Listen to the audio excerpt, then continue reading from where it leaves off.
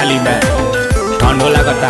दर्द दे के बढ़ा के गई, बहुत खर्चा करा के गई, हमके लागल की लाइक करत भी यार, बाकी ठेंगा देखा के गई। हमके लागल की लाइक करत भी यार, बाकी ठेंगा देखा के गई।